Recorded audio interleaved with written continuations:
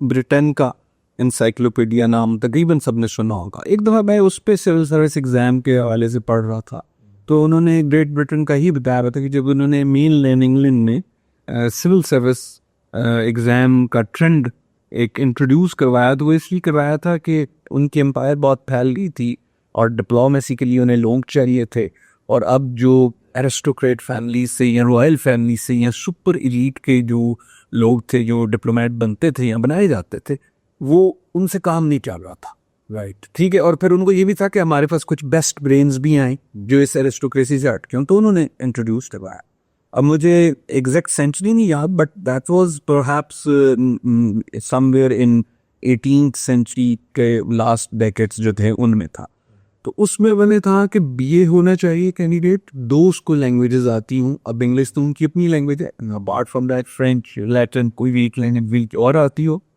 और जब उस वक्त एग्ज़ाम हुआ तो कुछ 2,500 से 3,000 कैंडिडेट्स अपीयर हुए और उनमें से भी 250 के राउंड अबाउट जो है उन्होंने रिटन क्वालिफाई किया था। तो ये जो एग्ज़ाम होता है सिविल सर्विस का ना, ये एक फ़िल्टर एग्ज़ाम होता है, जैसा कि आपने भी एक्सप्लेन किया।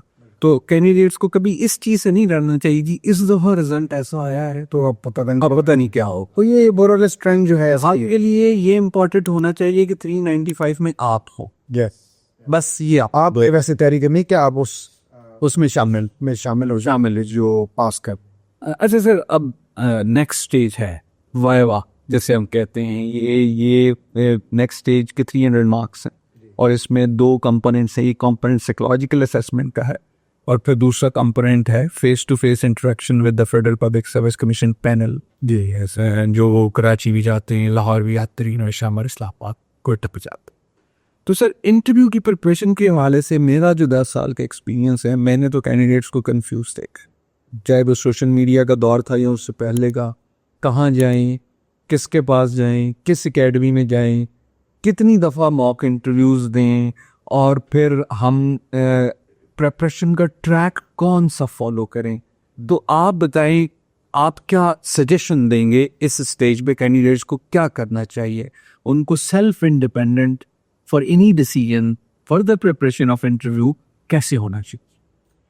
अच्छा वकास, 2 कंपोनेंट्स आपने बताए, पहले उसको थोड़ा सा डिस्कस कर लेते हैं, फिर मैं वो टिप्स दे देता हूँ कि जो मेरा ख्याल है कैंडिडेट्स के लिए यूज़फुल हो सकती हैं preparing themselves for the viva exam.